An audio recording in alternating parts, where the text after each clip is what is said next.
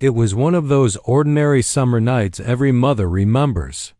The air was warm. The windows were cracked open slightly to let the breeze drift through the small two-story home in northern Michigan. Little Emily, only 7 years old, had spent the evening playing in her room, drawing pictures, dressing her dolls, and writing in her bright red diary with a rainbow across the front. She loved that diary. Every night before lights out, she scribbled a few more lines inside, little secrets only a child would write. Her mother, Lisa, had checked in one last time that night. She kissed Emily's forehead, adjusted the covers, and whispered softly, "Good night, sweetheart. Sleep tight." Emily smiled and whispered back, "Good night, Mommy." That was the last time anyone ever heard her voice. When Lisa woke up the next morning, sunlight already filling the room, something felt off. The usual soft thump of little feet running down the hall toward the kitchen never came. She walked to Emily's room, expecting to see her curled up under the pink blanket. The bed was empty, neatly made, the blanket barely disturbed. The small stuffed bunny she always slept with was still sitting on the pillow, exactly in its place. At first, Lisa thought maybe Emily had woken early and gone downstairs. But as she walked through the house, the kitchen, the living room, even the backyard, panic slowly started to squeeze her chest. Emily was nowhere. The front door was locked, the windows were shut, nothing seemed disturbed. How could a 7-year-old simply vanish from her own bed in the middle of the night? Lisa called her husband, then the neighbors, and finally the police. Within hours, their quiet street had transformed into a search zone. Volunteers combed through nearby woods, helicopters scanned from above, and police dogs traced scents that abruptly went cold at the edge of the backyard fence. There was no forced entry, no sign of struggle, nothing stolen. Detectives interviewed neighbors, friends, even distant relatives. No one had seen or heard anything unusual. The case baffled everyone. It made no sense. How does a child disappear in her sleep, leaving everything untouched? As days stretched into weeks, leads dried up. There were no ransom notes, no strange phone calls, no witnesses, no evidence. It was as if Emily had been gently plucked out of her own life, leaving no trace behind. Lisa clung to every small possibility. A sighting reported 2 towns over turned into nothing. A tip about a suspicious van led nowhere. Every dead end became more painful than the last. Her husband, Robert, tried to stay strong, but the weight crushed them both differently. Where Lisa wept, Robert went silent, and Emily's room remained exactly as it was, frozen in time. Years passed. The community quietly moved on, but the family could not. The missing posters faded, but Lisa kept them taped to the fridge, one for each year that passed. Emily's bright smile, those soft blonde bangs, the gap in her teeth from a missing front tooth, always smiling back from that photo. By year 9, the house had grown quiet. Friends stopped visiting, neighbors stopped asking, even Robert spoke less and less.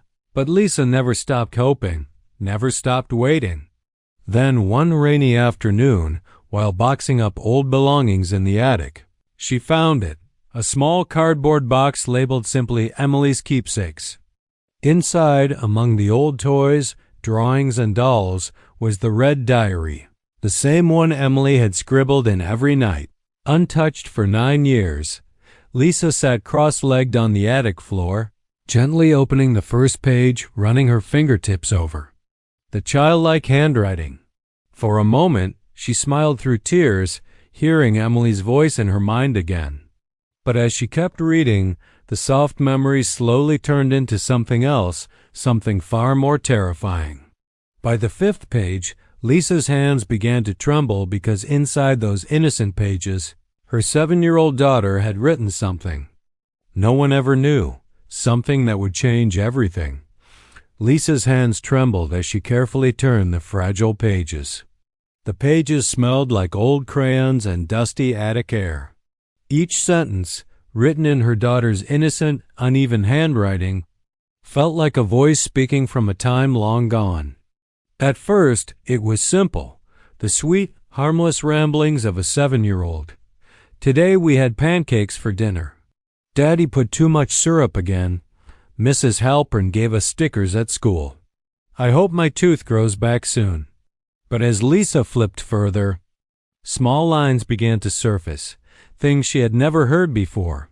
I don't like the man outside my window. Lisa stopped cold, her breath caught.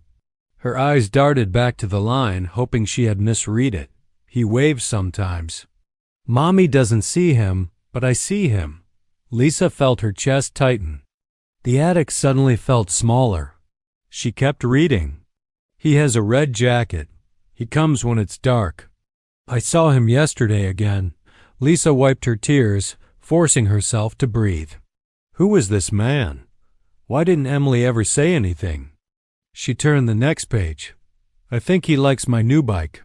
He was looking at it for a long time. He smiles, but it's not like Daddy's smile. It feels yucky. Lisa's head started to spin. How long had this been happening? How could we have missed this? The entries continued, not every night, but often enough. Scattered between childish drawings and stories about school were chilling notes no 7-year-old should ever have written. Sometimes he knocks. I don't open. One night, he was standing by my window for a long time. I think he's waiting. Lisa clutched the diary to her chest. Tears streamed down her face as she rocked gently on the attic floor. Her mind raced back through every night. Every moment she had checked the windows, locked the doors, kissed Emily good night. Had he really been out there, right outside her window? The worst part was how matter-of-fact Emily's words were, as if she thought this was normal. And then came the final pages, written just days before Emily vanished. He waved at me again. He knows I see him. Last night he knocked really quiet. I didn't tell Mommy. I had a dream he was in my room. I hope it was just a dream. Lisa couldn't read any further. Her hands dropped to her lap, and for several minutes she simply sobbed. How could I not have seen this? The diary was evidence, possibly the first real clue in 9 years. Lisa carefully placed it back inside the box and called Karen, the detective who had handled the case for years and never stopped answering Lisa's calls. When Karen arrived that evening, she sat at Lisa's kitchen table, gently flipping through the pages herself. Her face grew heavier with every word. We never knew about this, Karen whispered. Neither did I, Lisa replied through trembling lips. Karen closed the diary gently. If Emily was seeing someone regularly outside her window, it changes everything. You searched the whole neighborhood, Lisa said, her voice breaking. He could have been standing right outside, and we never saw him. Karen nodded slowly. That's exactly why he chose a child. They rarely tell, and even if they do, most adults assume it's imagination. Lisa buried her face in her hands. My little girl was trying to tell me, but I didn't listen. Karen reached across the table, squeezing Lisa's hand firmly. No, Lisa, she was just a child. You couldn't have known. But now, we know. Karen immediately reopened the case file, the old reports, the original witness statements, the neighborhood canvas logs. One thing stood out now, something that hadn't meant much 9 years ago. A neighbor's teenage son had mentioned, during initial questioning, seeing someone weird walking behind the houses at night in the weeks before Emily vanished. At the time, police had assumed it was just teens exaggerating. The man was never identified. The report sat buried in the files for years. Could that man have been the same one Emily saw? Karen ordered a full review of neighborhood surveillance that had been collected at the time. Most tapes were long gone, but some old photos from traffic cameras still existed. She also requested permission to quietly canvass the neighborhood. Again, after nearly a decade. People remember more as time passes, she said. Lisa couldn't sleep that night. She sat in Emily's room, untouched for years. Her bed was still made, the doll still resting on the small wooden shelf, the tiny night lamp still plugged in. As she sat there, the images from the diary played through her mind. The man at the window, the knocking, the waiting. How close? Was he? She whispered to herself in the dark. How long was he watching? And for the first time in 9 years, Lisa felt something colder than grief. It was dread because whoever he was, he had been close, so close.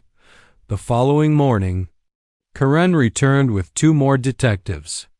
They reopened the old investigation files right there at Lisa's kitchen table, the same table where, 9 years earlier, officers had sat with notepads asking impossible questions. But now everything was different.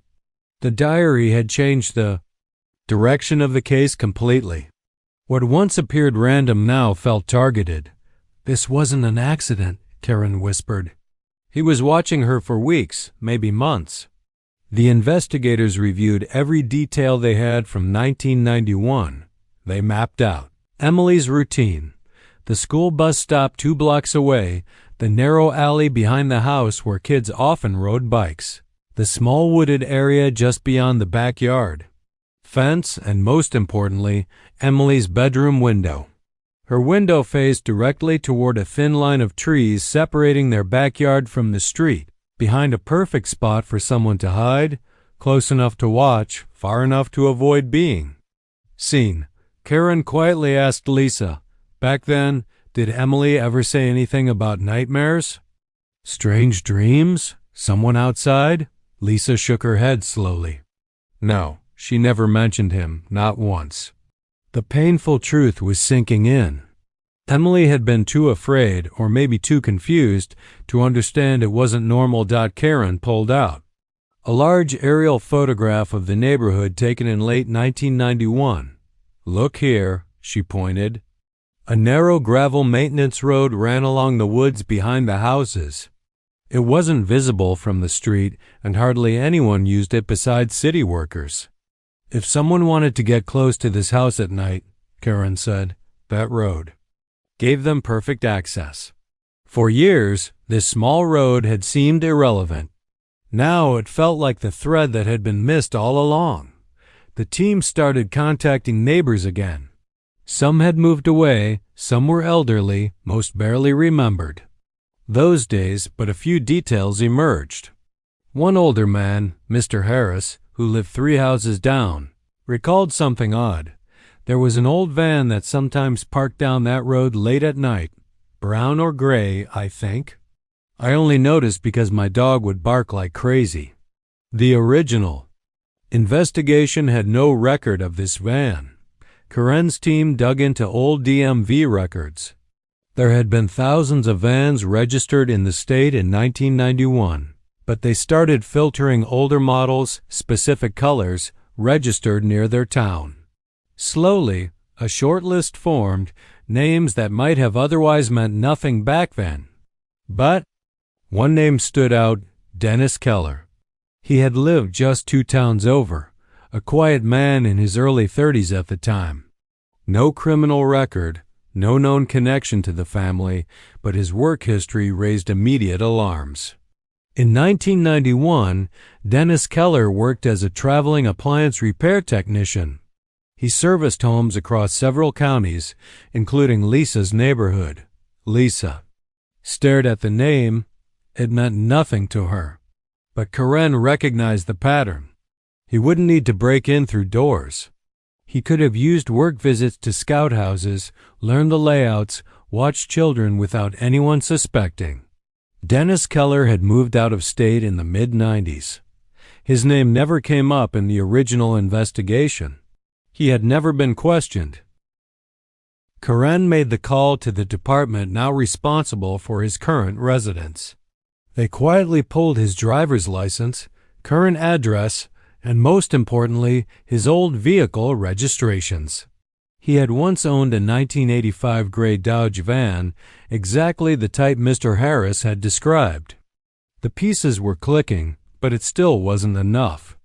No warrant, no arrest, not yet. Karen requested surveillance. They needed to know who Dennis Keller was now. Had he moved on with his life? Was he still dangerous? Or was he still hiding? Something after all these years? The surveillance team observed Dennis quietly over several weeks.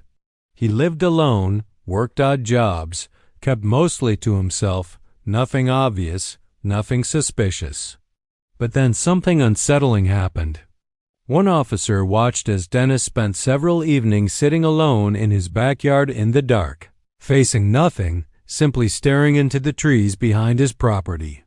Like he's reliving something, the officer reported over and over. Karen's gut tightened. She had seen this before. "We need more," she told her team. "Something to get us inside." Then, almost by chance, they got it. During a background check, a 911 call appeared from years earlier, long after Emily vanished. A neighbor had reported hearing screams coming from Dennis Keller's house during a summer night in 1997. Police arrived, but Dennis claimed it was a loud TV.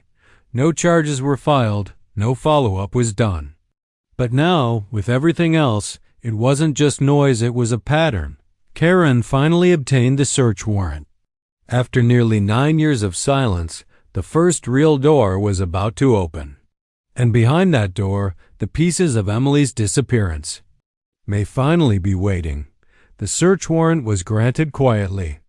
Karen didn't want Dennis Keller to have time to destroy anything. At 6 a.m. sharp, unmarked cars pulled up outside his quiet suburban home. Officers moved in carefully. Dennis opened the door, looking groggy and confused. "Mr. Keller, we have a warrant to search the property," Karen said. Dennis didn't argue.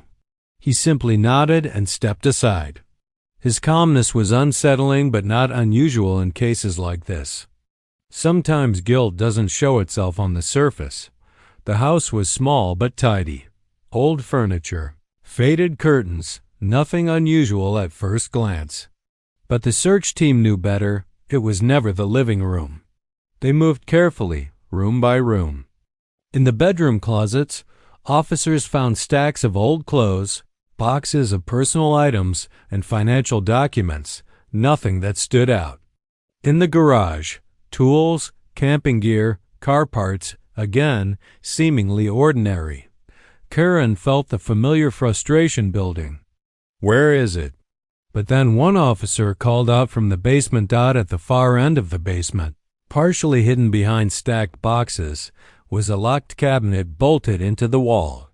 "Mr. Keller, we need the key," an officer said. Dennis hesitated briefly, his face tightening for the first time. "It's just some old junk," he muttered. "Old work stuff." "The key, please," Karen repeated firmly. After a long pause, Dennis finally retrieved a small key from his bedroom nightstand. The officers opened the cabinet. Inside were several boxes, plain, unmarked, but what they contained made the entire room feel colder. The first box held dozens of old Polaroid photographs. They seemed innocent at first glance, children at parks, schoolyards, playgrounds, all taken from a distance. But as Karen flipped through them, she saw a chilling pattern. The same playgrounds, the same children appearing repeatedly, the same girls. And among them, unmistakably, Emily. In one photo, she was riding her bicycle near the neighborhood park. Another showed her sitting on the school steps with classmates.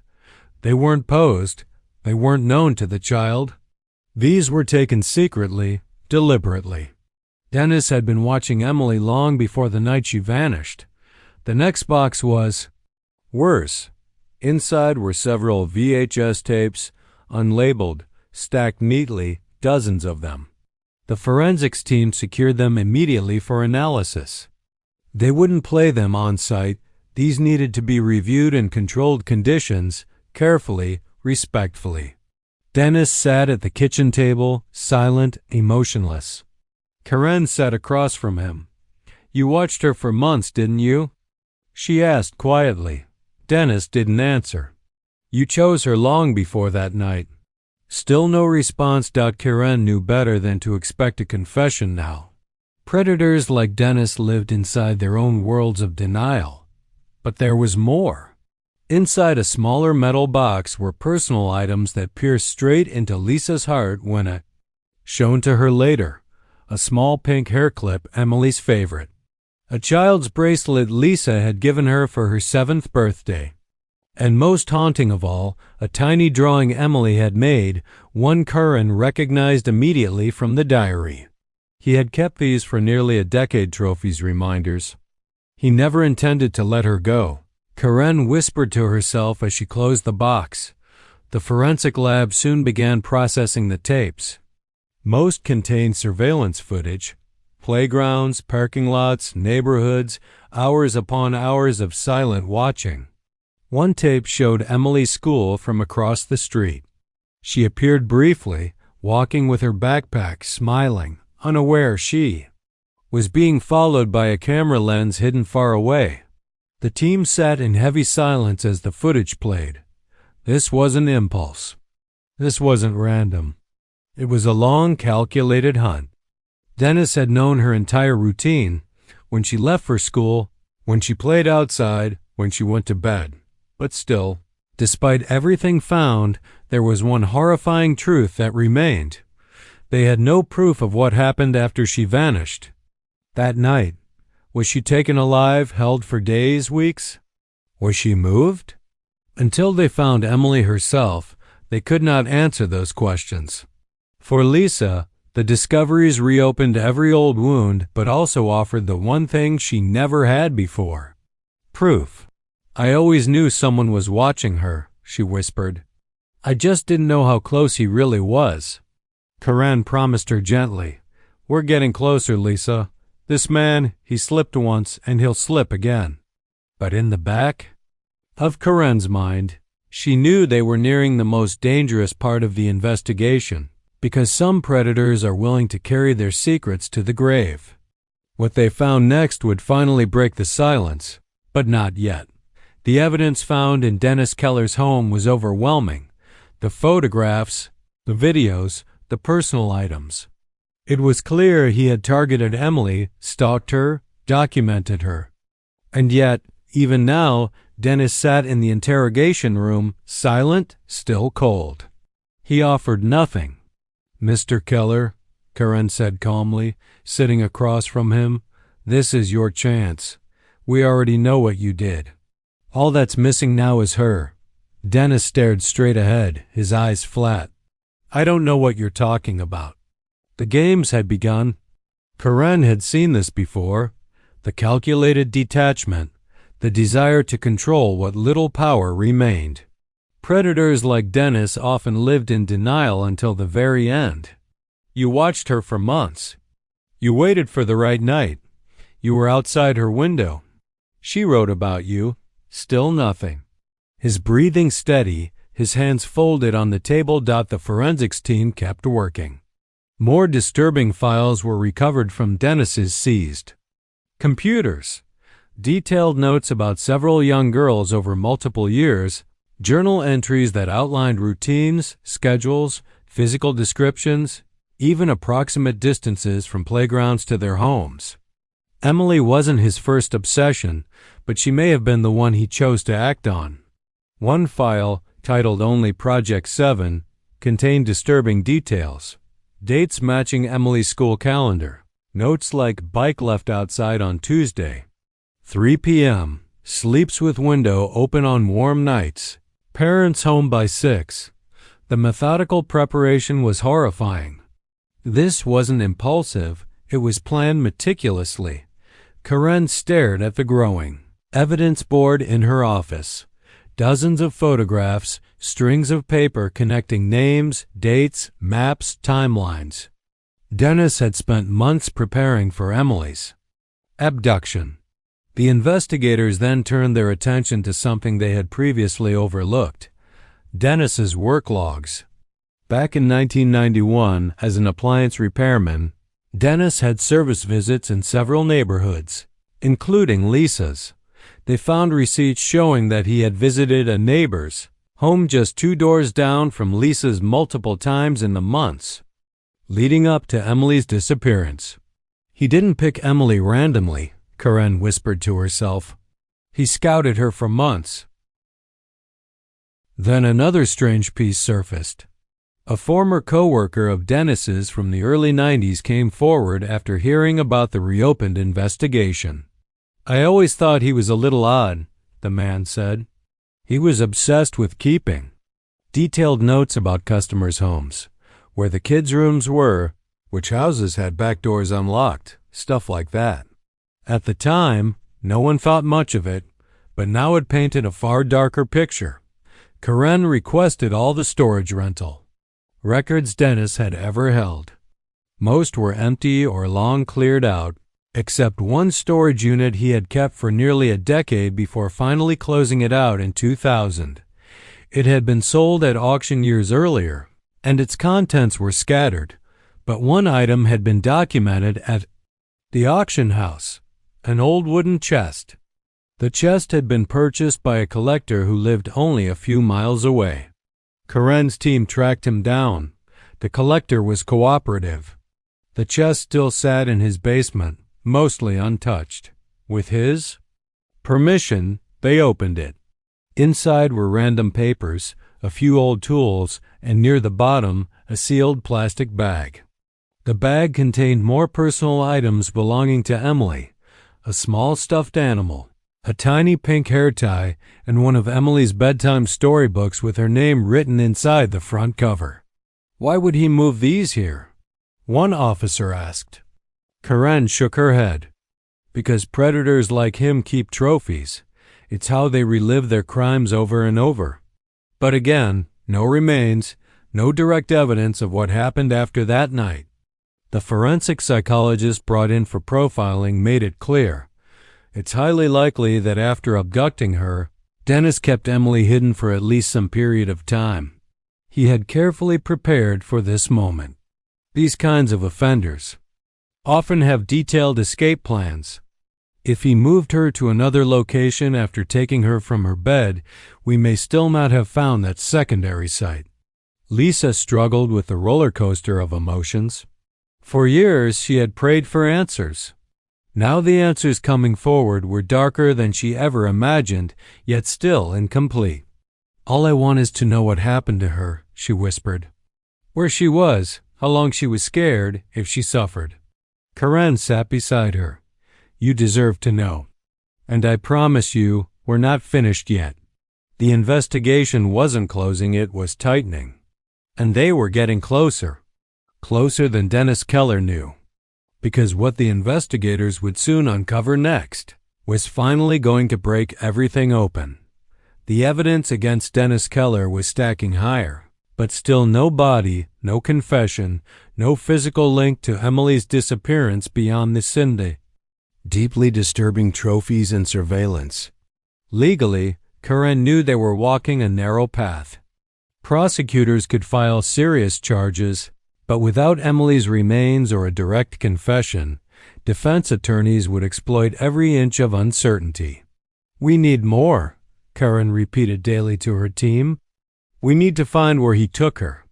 After that night, forensic analysts kept combing through every piece of Dennis's past.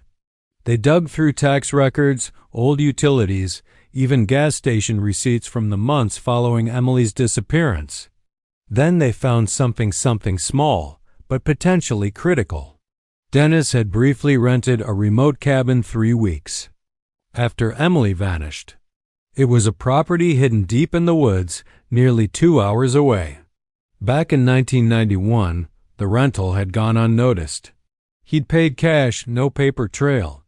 The property owners never reported anything unusual at the time. The cabin had changed hands multiple times over the years. But now, with full court permission, Karen's team was allowed access to the property. The search team arrived at dawn. They moved carefully, quietly. The cabin itself was old, abandoned for years. Moss crawled up the wooden siding, the roof sagged under years of weather.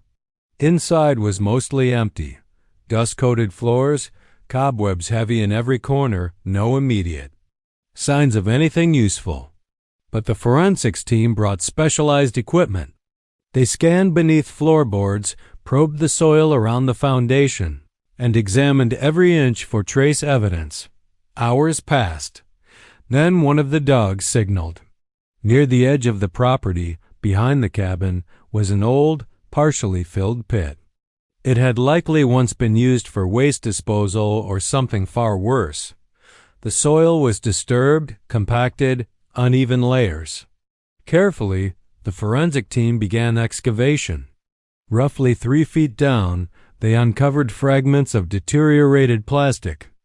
Sheeting, old rope fibers, small cloth remnants faded, but still visibly pink in certain areas and long strands of blonde hair. DNA testing was expedited. The results came back within days. The hair belonged to Emily. Lisa was called into the station gently. Karen delivered the update personally. "We found where he took her, Lisa. She was here." Lisa's breath broke as her hands covered her face. "Was she alive here?" she whispered. Karen paused carefully. "We believe she was for some period of time after he took her." This was the answer Lisa both desperately needed and feared most.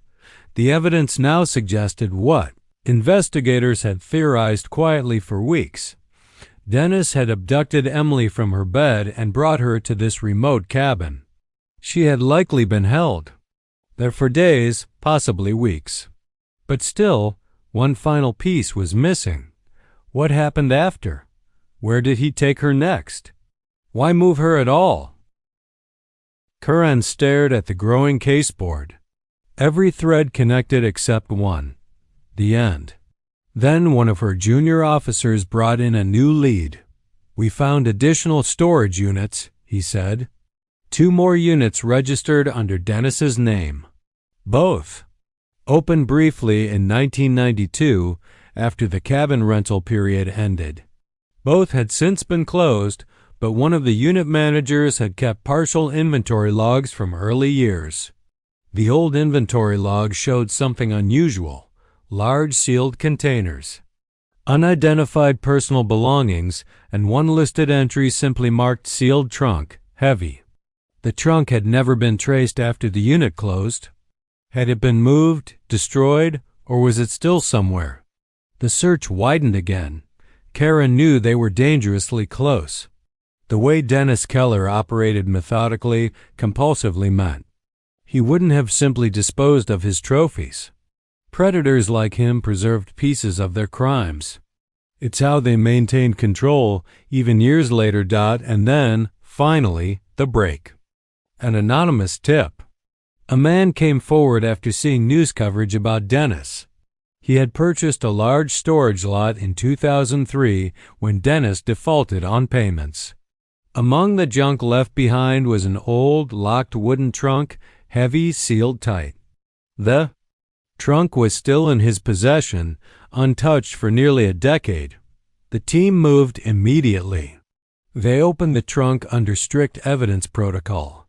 Inside, more children's clothing, carefully folded personal items, photographs, dozens of them, many never seen before, and sealed plastic bags containing fabric scraps and hair samples. But no remains. The forensics team worked through the few that night. Each photograph was cataloged, each item cross-referenced. One image froze Karen completely. It was a photograph of Emily, clearly taken inside the cabin. She was sitting on an old wooden chair, her face pale, her expression empty, her small hands resting on her lap. She was alive here, Karen whispered to herself, and he documented it. The weight of the photo crushed everyone in the room. It was the first visual proof that Emily had been kept alive after her abduction. Lisa was shown the photo only after long consultation with psychologists and victim advocates. She wept silently as she stared at her little girl, frozen in that horrible moment. "She was really alive," Lisa whispered. The investigation was now fully cornering Dennis Keller. But even as all this evidence surfaced, one question still remained frozen. Where was Emily now? That final truth still waited, just out of reach. But not for long. The photo inside that trunk had changed everything. For 9 long years, the investigation had been built on theories, hope, and fragments. But now there was something undeniable. Emily had been alive after her abduction. Karen stood silently in her office that night, staring at the photograph pinned to the center of the board, her small face, her blank stare, a child forced into silence. It haunted her in a way no other case ever had. For Lisa, the discovery was both a cruel comfort and a new kind of pain. She was there. I was still searching while she was sitting somewhere, waiting. But even with the discovery of the cabin, the trunk, the surveillance, and the trophies, one final piece remained missing: Emily herself. Karen knew predators. Like Dennis didn't simply discard victims like trash, especially not ones they had targeted so methodically. "He's hiding something bigger," Karen said to her team. "He planned every move. We still haven't found his final site." The focus shifted. They began reviewing Dennis Keller's travel patterns in the years after Emily disappeared. And that's when they found it, hidden among decades-old financial records. One small purchase that had gone unnoticed. A small private parcel of land, purchased under an LLC shell company in 1993, 2 years after Emily vanished. It was located nearly 120 miles away, deep in a heavily wooded area rarely visited. The property had no permanent structure, no address listed, just a private access road and a simple boundary line. "Why buy empty land?" one officer asked. Karen knew why. Because no one would look there. The team prepared quietly. This couldn't be rushed. Early the next morning, the search began. They drove down the narrow gravel road that snaked through thick trees. Even with daylight, the woods felt heavy, as if they had been holding on to secrets for years. About 300 yards into the property, they found it. A small clearing, partially overgrown but still disturbed beneath the surface. The forensics team moved in. Ground-penetrating radar revealed irregularities beneath the soil. Carefully, they began excavation. The first layer was shallow dirt, then a tightly sealed tarp, then buried beneath that, a sealed wooden box, roughly the size of a large storage chest. Inside the box, carefully wrapped in plastic, more clothing, tiny, faded with time. More personal effects belonging to Emily. Several of her drawings, the same childish handwriting. And near the bottom, strands of long blonde hair sealed inside. But again, no remains. The forensics team worked methodically, unwilling to miss anything. Karen stood nearby, watching, her heart pounding. "He was here," she whispered. "She was here." The soil beneath the box was examined further. Bone fragments began to emerge, tiny, fragile. Forensic anthropologists moved in. The remains were incomplete, but dental comparisons confirmed what everyone feared and knew deep inside. They had finally found Emily. After 9 long years, the search was over. Karen made the call she had dreaded making for nearly a decade. Lisa answered before the first full ring. "Karen, we found her." The words fell heavy into the silence. Lisa collapsed into quiet sobs. Her worst fear and her only remaining prayer had finally been answered. Forensic analysis confirmed what the team had suspected all along. Emily had likely been held captive for a period following her abduction. The specific timeline was still impossible to fully verify, but physical evidence suggested she had survived weeks, possibly even months, after being taken. At some point, likely when Dennis felt the risk growing, he had brought her here, and here her life had ended. The cause of death would never be fully confirmed. There were no major trauma marks, no visible signs of violence, but everything pointed to one agonizing truth. Emily had likely been suffocated or drugged. A slow, calculated ending, not one of panic, but of full control. Dennis Keller, meanwhile, still refused to speak, even after being presented with the recovered remains, the photographs, and the forensic evidence. He sat silently in his interrogation room. His only words, "You don't know what happened. You think you do, but you don't." But they did know. Finally, they did. The discovery of Emily's remains had finally given the case what it had been missing for 9 long years: closure. At least on paper. But inside the hearts of those who had lived this nightmare, it wasn't over not yet. Lisa sat quietly at her kitchen table, staring at the small evidence photographs Karen had gently shared with her. Emily's drawings. Her hair ties, the pink shirt she had worn the night she disappeared, frozen pieces of her daughter's last known moments. "She was alive longer than I thought," Lisa whispered, her voice trembling. "She must have been so scared." Karen sat beside her, unable to offer any words that would make it easier because there weren't any. The team now turned its full focus toward preparing for prosecution. Dennis Keller would face multiple charges: kidnapping, first-degree murder, child endangerment, possession of illegal material, and several additional federal charges tied to his extensive collection of disturbing footage. Prosecutors worked closely with Karen's team, reviewing every fragment of evidence: the photographs, the videos, the journals, the trophies, the hidden burial sites. The case was overwhelming, but still no confession. Dennis Keller sat inside the county jail, calm and distant. He refused interviews, refused to answer any remaining questions, refused to acknowledge the evidence stacked against him. The psychologist assigned to the case provided his final evaluation. Mr. Keller displays extreme narcissistic detachment, predatory tendencies, and complete emotional disconnection from his victims. In his mind, Emily was never a person. She was an object, a possession. That was the hardest part for Lisa to process. "She was my baby," she whispered. She was everything. To him, she was nothing. The legal team debated whether to offer Dennis any form of plea bargain in exchange for a full confession, but Karen firmly opposed it. "He doesn't deserve that power," she told them.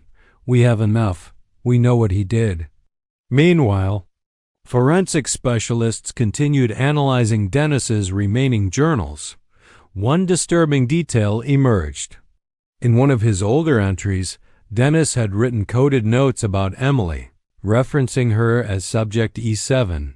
The notes confirmed the most chilling theory the team had feared. Dennis had likely been grooming multiple children simultaneously. Emily was simply the one he selected first. His plan was never spontaneous, it was deliberate, calculated, and carefully executed over months. The team cross-referenced the names of other children found in his surveillance materials.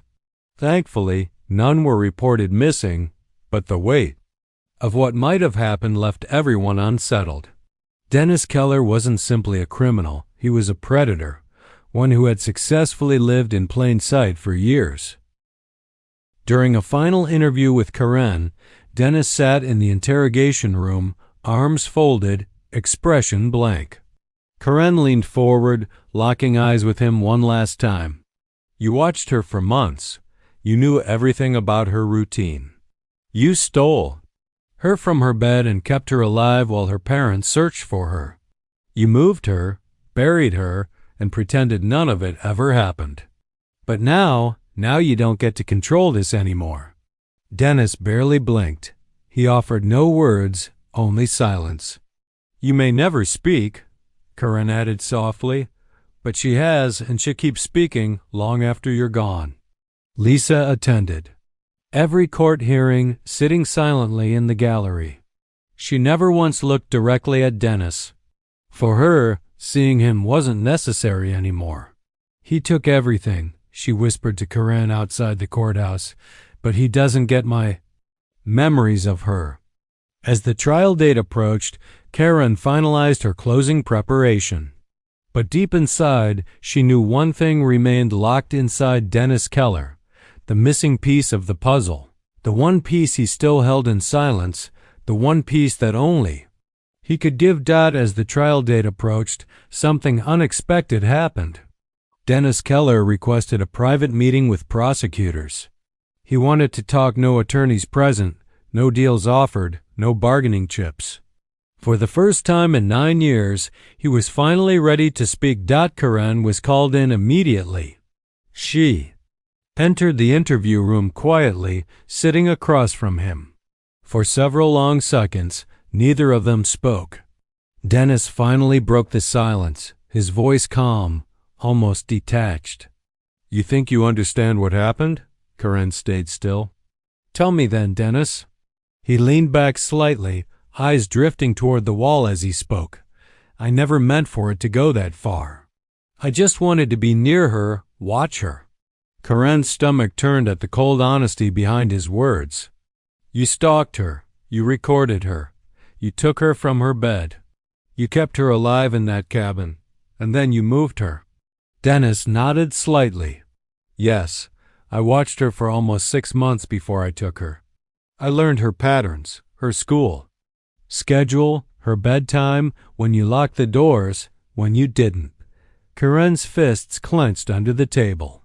"I never hurt her at first," Dennis continued.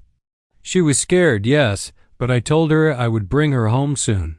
I made her believe she was safe." Karen's voice sharpened. "But you didn't bring her home. You kept her locked in that cabin. She was 7 years old, Dennis." Dennis's eyes twitched for the first time. I started to worry. The search was everywhere. Police, helicopters, people knocking on doors. I realized I couldn't keep her hidden forever. "So you killed her," Karen said. Dennis hesitated. For a moment, his face actually shifted, not regret, but something closer to annoyance. "She tried to escape one night. She screamed. I panicked. I put my hand over her mouth to quiet her. She struggled." Karen's stomach turned as he spoke, with mechanical coldness. "It wasn't supposed to happen like that. She stopped breathing. When she went still, I didn't know what to do. I waited for hours before I moved her." Karen sat frozen, letting the weight of his words hang in the air. "Why the second burial site, Dennis? Why hide her so far away?" He took a long breath. "Because I didn't want anyone to find her. I thought if I moved her far enough, buried her deep enough, she would stay lost." "But you didn't count on the diary," Karen said flatly. Dennis closed his eyes briefly. "No, I didn't know she was writing about me." "No." Karen leaned forward one final time. "That's how she beat you, Dennis. A little 7-year-old girl told us everything you wouldn't." He said nothing more. The silence between them was deafening. Karen stood slowly and left the room. Lisa was waiting just down the hallway. Karen didn't need to say it, Lisa could see the answer in her eyes. "She fought back, didn't she?" Lisa whispered. Karen nodded, holding back tears. "She was braver than any of us ever knew." The trial began weeks later. Dennis Keller sat stone-faced as the mountain of evidence was laid bare. The jury heard everything: the stalking, the abduction, the hidden cabin, the horrific details of Emily's final night, the photographs, the journals, the personal trophies. The silent world Dennis had built for himself was exposed in full daylight. It took the jury less than 5 hours. Dennis Keller was found guilty on all charges. He was sentenced to life in prison without the possibility of parole. As the courtroom emptied that day, Lisa stood quietly in the empty rows. She whispered softly, almost to herself, "We found you, baby. You're not lost anymore." For 9 long years, the nightmare had lived in silence. Now, the silence was finally broken. 6 months after the trial ended, Lisa stood once more at a small cemetery outside town. The headstone was simple. Emily Ann Parker, 1984 to 1991. Forever in our hearts. The grave sat beneath a tall willow tree. Soft wind stirred the leaves. Above, birds chirped gently in the distance. The nightmare was over, not forgotten, never forgotten, but over. Lisa knelt beside the stone and placed a small pink diary down gently. "I finally read your words, baby," she whispered. "You told us everything, even when you couldn't." Behind her, Karen stood quietly at a respectful distance, giving the mother her moment.